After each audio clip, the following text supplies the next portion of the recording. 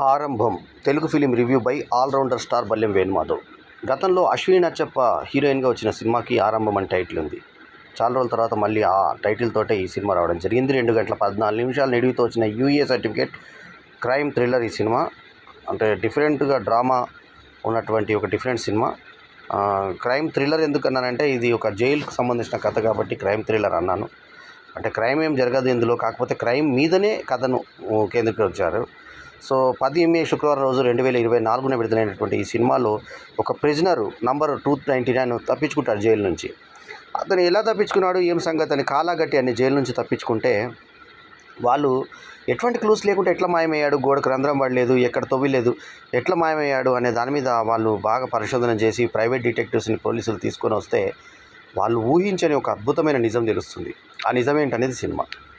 So Surabhi Prabhavati తల్లిగా చేసినటువంటి లీలావతికి అద్భుతమైన పాత్ర చేసింది. ఆమె తన కొడుకుని చిన్నముడ్డి అని పిలుస్తుంటుంది. అట్లాగే ఒక జెలగ పట్టుకుంటే హీరోయిన్ కాళ్ళకు జెలగ పట్టుకుంటే వీడి గుద్దకు పట్టుకుందని చెప్పి ఆ పీరలకు చిన్నప్పుడు బట్టలు లేకుండా వీడు బయట తిరుగుతుంటే ఆ పీరలకు జెలగ పట్టుకుంటే కట్టెతోటి పొయ్యిలోని కట్టె తీసి ఆ జెలగని వదిలిస్తే అటు పీర మీద వాత ఉన్నది ఇప్పటికీ ఉండిపోయిందని చెప్పేసి హీరోయిన్ ముందు అంటుంటే నీకు మర్చిపోయినామని బాధపడాలో, ఇలాంటి గుర్తున్నాయని చెప్పేసి బాధపడాలో అర్థం కావట్లేదు అని చెప్పి సంతోషపడాలో అర్థం కావట్లేదు అని చెప్పేసి హీరో అనే డైలాగ్ బాగుంటుంది. సుప్రీత సత్యనారాయణ హీరోయిన్గా నటించే సినిమాలో మోహన్ భగత్ టైటిల్ పాత్రలో మిగిలే అనే టైటిల్ పాత్రలో నచ్చాడు. మిగిలే అనేది క్రిస్టియన్ పేరు కదా, ఈ పేరు నువ్వు లీలావతి నువ్వు హిందువు కదా ఎట్లా పెట్టావు అనే దానికి మళ్ళీ అర్థం ఇస్తూ మరియం అనే ఆమె దగ్గర తీసుకెళ్తే ఆమె గుర్తుగా ఈ పేరు మిగిలే పెట్టానని చెప్పేసి అంటాడు. రవీంద్ర విజయ్ డిటెక్టివ్గా చేసిన ఈ సినిమాలో మీసా లక్ష్మణ్ ఇతన్ని జైల్లో ఉన్నటువంటి ఫ్రెండ్గా చేస్తాడు. ఈ జైల్లోంచి నేను మారిపోతాను, నాలాగానే ఇంకొకడు ఉన్నాడని చెప్తే పెద్దగా నవ్వుతాడు మీసా లక్ష్మణ్. అట్లాగే ఇందాక చెప్పినట్టు సురభి ప్రభావతి అద్భుతమైనటువంటి పాత్రను అద్భుతంగా పోషించింది తల్లి క్యారెక్టర్ని. సో ఆమె ఎక్కువ ముడ్డీలు చెడ్డీలు ఇలాంటి కొన్ని వర్డ్స్ కూడా ఈ సినిమాలో వాడింది. సో ఓవరాల్గా ఆమె పాత్ర పరిధి చాలా బాగుంది. చాలా అంటే ముఖం మీద ఇక్కడ మొటిమలు ఉండి చాలా సహజంగా కనిపించి ఆ పాత్రకు పూర్తి న్యాయం చేసింది ఆమె.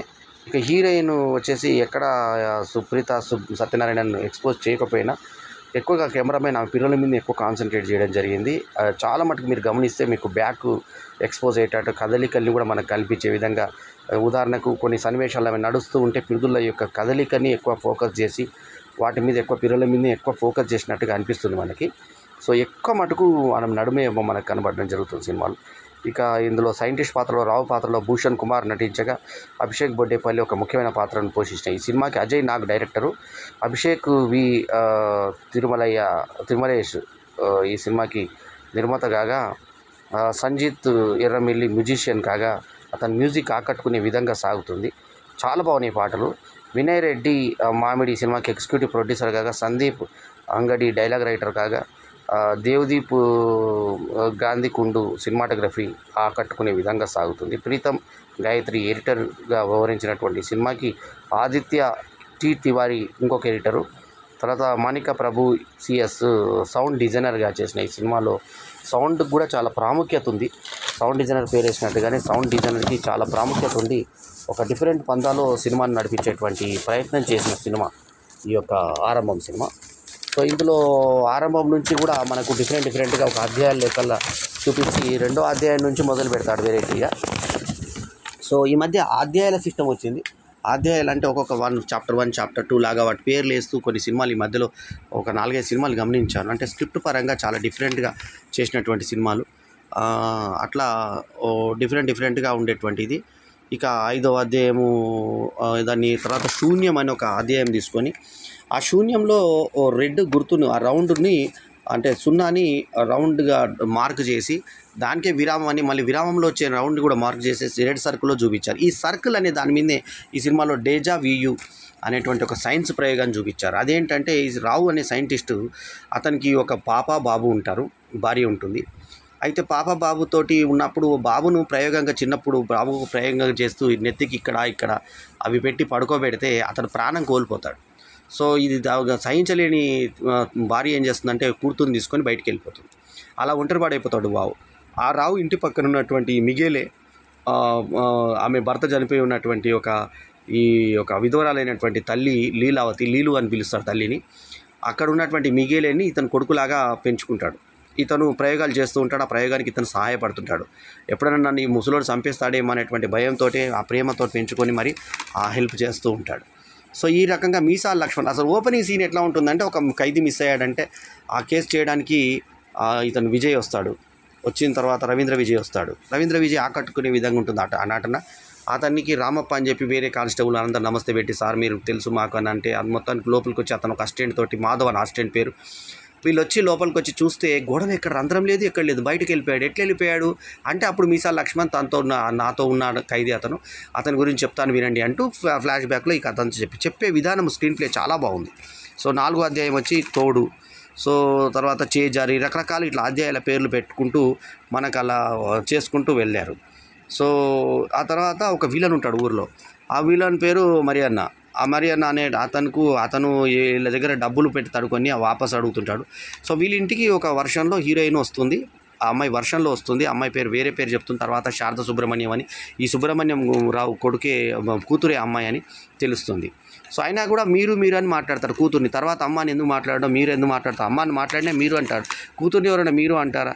అది నాకు విచిత్రంగా అనిపించింది. తర్వాత సినిమా అయిపోయిన తర్వాత neither the journey nor the destination, it's కంపెనీషిప్ అంటే ఒక తోడు మాత్రమే అనేది ఒక క్యాప్షన్ ఇచ్చి ఏం చేయడం బాగుంది. మినుగురు పురుగుల దగ్గరికి హీరోని తీసుకెళ్ళినప్పుడు అంటే వీళ్ళిద్దరి మధ్య ఆ సోదర సంబంధమా అనేది అర్థం కాదు. ఎందుకంటే మనకు ఉంగరాలు ఇచ్చినప్పుడు ఇతను కొడుకుగా వస్తాడు, ఇతని మిస్ అయిన కొడుకే ఇతని అన్న అర్థం వచ్చేటట్టు చేస్తాడు. అందుకే ఇద్దరి మధ్య ఎక్కడ రొమాన్స్ కానీ, పెదవులు తగిలియడం కానీ, లేకుంటే రొమాన్స్ ఇద్దరి మధ్య కౌగిళ్ళు కానీ, ప్రేమలు కానీ పెట్టకుండా జాగ్రత్త పడ్డాడు దర్శకుడు. అంటే ఇంకో మిగిలే బయట ఉన్నాడు, ఇంకో మిగిలే లోపల ఉన్నాడు. అక్కడ ఒక తలుపు కొట్టుకునే సన్నివేశానికి లింక్ చేసి ఆ తర్వాత తలుపు తట్టింది ఇతనే అని చెప్పి సెకండ్ హాఫ్లో చూపించడం మనకు థ్రిల్ అనిపిస్తుంది ఇది. ఆ తర్వాత 299 నంబర్ మనకు గుర్తుండిపోతుంది. అట్లాగే ఈ మోహన్ భగత్ యాక్టింగ్ పర్ఫార్మెన్స్ చాలా బాగుంటుంది. అట్లాగే మనకి ఈ రామప్పని ఇంకెవరైనా చూసాం ఆ కోటి దగ్గర అంటే చెప్తాడు. సో ఈ మొత్తానికి ఏంటంటే డిఫరెంట్గా చేసి ఏంట్రా సోమన్న అని చెప్పేసి ప్రతి క్యారెక్టర్ మనకు గుర్తుండే విధంగా సోమన్న క్యారెక్టర్తో సహా రామప్ప క్యారెక్టర్, సోమన్న క్యారెక్టరు, ఈ డిటెక్టివ్ క్యారెక్టరు, పోలీసుల క్యారెక్టర్లు, తర్వాత ఇతను హీరో క్యారెక్టర్ అన్నీ కూడా మనకు చివరి దాకా మనకు గుర్తుండేలాగా చేసిందంటే దర్శకుడి యొక్క ప్రతిభ మనకు అర్థమవుతుంది. సో ఓవరాల్గా ఏంటంటే ఇది ఒక డిఫరెంట్ సినిమా. అయితే ఇందులో ప్రయోగం ఏంటంటే 2 ఎండు, ఇప్పుడు ఇక్కడొక ఎండు, అక్కడొక ఎండు, ఇక్కడొక ఎండు, అక్కడొక ఎండు ఉన్నప్పుడు ఈ ఎండ్ నుంచి ఈ ఎండుకు ప్రయాణం చేయడానికి దీన్ని డెస్టినేషన్ అంటారు. ఈ రెండుట్ని మళ్ళీ ఒక సర్కిల్ లాగా కట్టామనుకో డెస్టినేషన్ ఉండదు కాబట్టి తిరుగుతూనే ఉంటాడు మనిషి. అట్లాగే టైంలో కూడా మనం అలా తిరుక్కుంటూ ఉంటామని చెప్పేసి గతంలోకి హీరోని పంపించే ప్రయత్నం చేస్తే రెండో ప్రయత్నంలో సక్సెస్ అవుతాడు. సక్సెస్ అయిన తర్వాత అక్కడ చనిపోయిన తల్లి చనిపోతుంది. ఆ తల్లి చనిపోయినప్పుడు ఆ అప్లోడ్ వచ్చి అక్కడ అడుగుతాడు, అప్పు ఇస్తానని చెప్తాడు. అక్కడ కొట్టుకుంటారు, వీళ్ళు బురదల పడి కొట్టుకుంటారు. అదే సెకండ్ హాఫ్ సన్నివేశంలో మళ్ళీ అక్కడ అతను గంజాయి వ్యాపారం చేస్తుంటాడు. వీళ్ళను ఎవరైతే అప్పిచ్చాడు అతను మిన్నన్న, సో అతను దగ్గర జరిగింది ఏంటంటే మికిలే చూచాడు ఇదంతా అని స్టార్టింగ్లో చూపించిన సీన్కి లాస్ట్లో మనకు లింకప్ చూపిస్తారు. సో ఇతను ప్రాణం బయటకు వచ్చింది కాబట్టి ఒక ప్రాణము జైలుకి వెళ్ళిపోతుంది, బాత్రూమ్ కాడ ఇంటర్చేంజ్ అయిపోతారు వీళ్ళిద్దరు. ఒక ప్రాణమేమో ఇక్కడ ఉండిపోతాయి, అంటే 2 ఆత్మలలాగా ఒక ప్రాణం అక్కడ ఉండిపోతే ఆ జైల్లో ఉన్న అతను ఇక్కడ పూజ కంప్లీట్ చేసేటప్పుడు మంట పెడతారు బయట. సైంటిస్ట్ మంటలో కాలిపోయిన తర్వాత ఇతని మీద ఆ నేరం పడి లోపలికి జైల్లోకి వెళ్ళిపోతాడు. ఆ తర్వాత అక్కడ ఆ మనిషి దన్మని మాయమైపోతాడు. ఇప్పుడు మాయమైపోయిన తర్వాత మరి ఇది ఎట్లా మనం ప్రూవ్ చేయాలంటే డిటెక్టివ్ అంటాడు, ఇప్పుడు బయట అతను 2.5 years నుంచి ఉన్నట్టు లెక్కుంది. ఇప్పుడు మనం ఇది చెప్తే జనం ఎవరు నమ్మరు, అదన్న అబద్ధం అవుతుంది, ఇదన్న అబద్ధం అవుతుంది, అట్లా అబద్ధం చేయడం ఎందుకు, వాడు అట్నే బతకని అని చెప్పేసి రవీంద్ర విజయ్ వదిలిపెట్టడము క్లైమాక్స్. సో ఓవరాల్గా ఏంటంటే ఇందులో ఒక ప్రయోగం మీద అది ఎట్లా తయారు చేశారు, రూమ్లో ఏ రకంగా ప్రయోగం జరుగుతుందనే చూపించారు. ఇందాక చెప్పినట్టుగా బట్టల్లో ఉన్నా కూడా పిడుదల్ని కదలికల్ని సినిమాటోగ్రాఫర్ ఒడిసిపట్టిన తీరు అతని పనితనాన్ని చూపిస్తుంది మనకి. ఎందుకంటే అది డిఫరెంట్గా చిలిపిగా చూసేటువంటి ప్రేక్షకులకి అది డిఫరెంట్గా కనిపించేటువంటి ప్రయత్నం చేస్తుంది. అట్లాగే దేవదీప్ గాంధీ కుందు యొక్క కెమెరా పనితనం అక్కడ మనకు బాగా కనబడుతుంది. ఎక్కువ ఆమె మీద ఫోకస్ చేశాడు. లాంగ్ షాట్లో కూడా మీరు గమనిస్తే ఆమె విడుదల మీదే ఎక్కువ అతను ఫోకస్ వెళ్ళింది. సో అట్లాగా ఎక్కడ సినిమాలో ఎక్కడ కూడా మనకి ఒక చిన్న అసభ్య సన్నివేశం కూడా మనకు కనబడదు. ఆ అసభ్యత కూడా ఏం కనిపించదు, అది చాలా న్యాచురల్గా ఆ పిడుదలు కదిలినట్టు అనిపిస్తుంది తప్ప అది మనకి ఎక్కడ వాంటెడ్లీ చూపించినట్టు అనిపించదు మనకి. సో మొత్తానికి హీరోయిన్లు ఇద్దరు తల్లి డార్లింగ్ తీసుకెళ్ళి పరిచయం చేయడం, లీలు అని చెప్పడము, ఈమె పేరేమో శారద లీలు రావు, వీళ్ళు ముగ్గురే నా ప్రపంచం అని చెప్పడం, చివరాకరిని సక్సెస్ అయ్యి ఆ ప్రయోగం సక్సెస్ అయ్యి మొత్తం జైల్లోంచి అతను బయటకు రావడం మిగిలి ఇది కథ. డిఫరెంట్గా తీసుకున్నటువంటి కథ, ఒక ఇంగ్లీష్ సినిమాలో ఉన్న టైప్లో తీసుకొని మిగిలిన టైటిల్ కూడా ఇంగ్లీష్ లాగా పెట్టి మినుగురుల సన్నివేశం, ఈ ఊరు, ఈ మునుగురులు, ఈ రాత్రి నాకు అన్ని పరిచయమైనా నాకు ఎందుకు ఈ అమ్మాయితో కొత్తగా ఉంది అని ఎక్కడ కూడా సెక్స్ భావన లేకుండా వాళ్ళిద్దరి మధ్య ఒక సోదర సంబంధం రేపు ప్రూవ్ అయితే కూడా అంటే వాళ్ళ ఇతనే కొడుకుగా తిరిగి వచ్చాడు అనే దానికి కూడా లింక్ అయ్యేటట్టుగా చాలా జాగ్రత్తగా దర్శకుడు చెప్పినటువంటి తీరు మనం ఆకట్టుకుంటుంది. మొన్న ఎట్లయితే మనకి మన ఈయన సినిమా ఎవరు మన విశాల్ సినిమా మనకి ఏ రకంగా తల్లి పాత్రలో అతను చూసుకొని ఊహించుకున్నాడని చెప్పి మొన్న వచ్చినటువంటి విశాల్ సినిమాలో చూపించారో, అదేవిధంగా అజయ్ నాగవి ఈ సినిమాలో చాలా నీట్గా వాళ్ళిద్దరి మధ్య ఒక రిలేషన్ని చూపించారు. ఆ వర్షంలో రాయి అద్దంలో పడగొట్టే సీన్ని కూడా చాలా సమర్థవంతంగా 2-3 సార్లు రిపీట్ చేసి బ్లాక్ అండ్ వైట్లో కూడా రిపీట్ చేసేటువంటి తీరు మనల్ని ఆకట్టుకుంటుంది. సో డిఫరెంట్గా సాగినటువంటి ఈ సినిమా ఒక కొత్తదనం ఆశించే ప్రేక్షకులకు మాత్రం కనుల పండుగ అని చెప్పాలి. ఆరంభం అనే డిఫరెంట్, చివరికి ముగింపుకు కూడా డిఫరెంట్గా ఇచ్చి ప్రారంభంని ఆరంభంలాగా చూపించే మొత్తానికైతే ఒక డిఫరెంట్ సినిమాని డిఫరెంట్గా ప్రజెంట్ చేసేటువంటి తీరు మనల్ని ఆకట్టుకునే విధంగా ఉంటుంది సినిమా. సో ఏమైనా కూడా ఒక డైరెక్టరు యొక్క పనితనం కానీ, కొత్తగా తీసుకునేటువంటి ఒక విషయ పరిజ్ఞానం కానీ, ఇతను స్క్రీన్ ప్లేని అడాప్ట్ చేసుకున్న విధానం కానీ, చెప్పే విషయం కానీ అంతా డిఫరెంట్గా సాగి మనకు కొత్త తరహాలో కనిపించేటువంటి ప్రయత్నం చేస్తుంది ఈ సినిమా. సో ఓవరాల్గా ఈ సినిమా మనకి ఒక అంటే ఈ ప్రయోగాల మీద చేసినటువంటి సినిమాకు వర్క్ బాగానే చేసినట్టు అనిపిస్తుంది. మనకు హోంవర్క్ చేశారు, తర్వాత దీనికి సంబంధించినటువంటి ఇవన్నీ చేయాలి కాబట్టి, ఇవన్నీ ఒక ప్రయోగంకి ఏ రకంగా ఉంటుందో అదంతా కూడా చేయాలి కాబట్టి డిఫరెంట్గా చేసుకునేటువంటి ప్రయత్నం చేశారు. మొన్న ఇందాక మనము పేర్కొన్నట్టుగా రత్నం సినిమాలో లాగే ఈ సినిమాలో కూడా రత్నంలో తల్లిగా ఊహించుకుంటాడు కాబట్టి అక్కడ అమ్మ అని చెప్పి జాగ్రత్తగా ఉన్నట్టే ఇక్కడ కూడా ఫ్రెండ్లీగా ఉంటాడు హీరోయిన్తో, కానీ ఎక్కడ అసభ్యంగా ఆ అమ్మాయి కానీ ఈ అమ్మాయి కానీ అసలు ఎక్కడ చూడకుండా జాగ్రత్తగా తీసుకున్నటువంటి తీరు మనల్ని ఆకట్టుకునే విధంగా సాగుతుంది. ఏమైనా కూడా ఒక మంచి సినిమాగా మిగిలిన కథని చూపించి సురభి ప్రభావతి కుమారుడైనటువంటి ఇతను ఓ సైంటిస్ట్ దగ్గర పెరిగాడు, అక్కడ ఏం జరిగింది, ఆ తర్వాత ఈ అప్లోడ్ ఏ రకంగా ప్రాబ్లం ఇచ్చాడు, తల్లి చనిపోయింది, ఆ తర్వాత లాస్ట్కు మంటల్లో ఇతను కూడా చనిపోయాడు, ఆ తర్వాత ఇది ఏ రకంగా మిగిలిపోయాడు, ఆ తర్వాత ఈ అమ్మాయితో ఇతనికి ఏ రకంగా ఉంది, ఆ తర్వాత కోర్టుకు వచ్చి ఏ రకంగా బాత్రూమ్ల దగ్గర ఏ రకంగా షెట్లు మార్చుకొని మళ్ళీ ఆ ప్లేస్లోకి వచ్చి తక్కువ మాయమైపోయాడు. అది నమ్మశక్యంగానే ఒక నిజాన్ని రవీంద్ర విజయ్ కనుక్కున్న తర్వాత ప్రపంచానికి ఇది ఏ విషయం తెలియకుండా అతన్ని అట్లాగే వదిలిపెట్టడం అన్న డిఫరెంట్ కథతో ఆరంభం అనే సినిమా ముగుస్తుంది. మీసా లక్ష్మణ్ నటన, తర్వాత ఇందాకే చెప్పినట్టుగా హీరోయిన్ సుప్రీత సత్యనారాయణన్ చాలా అద్భుతంగా యాక్ట్ చేసి ఆ అమ్మాయి అందంతో కూడా బాగా ఆకట్టుకునే విధంగా ఉండి ఆ సినిమాకు పూర్తి నిండుదనాన్ని తీసుకొచ్చింది. ముఖ్యంగా ఈ సినిమాలో సుప్రీత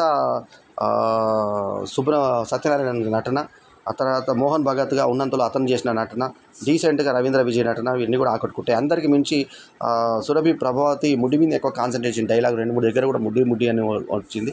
సో ఓవరాల్గా మాస్ డైలాగులు అక్కడక్కడ పడ్డా కూడా సినిమాను నీట్గా తీసుకునేటువంటి ప్రయత్నం చేసినటువంటి సినిమా ఆరంభం. సో ఈ సినిమాకి నేను ఇస్తున్నటువంటి రేటింగ్ 3.75/5 ఈజ్ మై రేటింగ్. ఈ రివ్యూ కనుక మీకు నచ్చితే లైక్ చేయండి, కమెంట్ చేయండి, షేర్ చేయండి, మా ఛానల్కు తప్పకుండా సబ్స్క్రైబ్ చేయండి. ఎల్లప్పుడూ మీ ఆదరాభిమానాలను ఆశించే మీ ఆల్రౌండర్ స్టార్ బల్లెం వేణుమాధవ్. మరోసారి ఈ సినిమా విడుదల తేదీను తర్వాత నిడివి ఒకసారి చెప్పుకుందాం. సినిమా విడుదల తేదీ వచ్చేసి శుక్రవారం రోజు 10 మే 2024, నిడి వచ్చి 2 గంటల 14 నిమిషాల యూఎస్ సర్టిఫికేట్ సినిమా ఇది.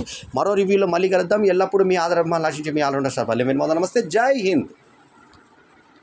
ఈ వీడియో కనుక మీకు నచ్చితే లైక్ చేయండి, కామెంట్ చేయండి, షేర్ చేయండి, మా ఛానల్కు సబ్స్క్రైబ్ చేయడం మాత్రం మరవకండి. ఎల్లప్పుడూ మీ ఆదరాభిమానాలను ఆశించే మీ ఆల్రౌండర్ స్టార్ బల్లెం వేణుమాధవ్. నమస్తే.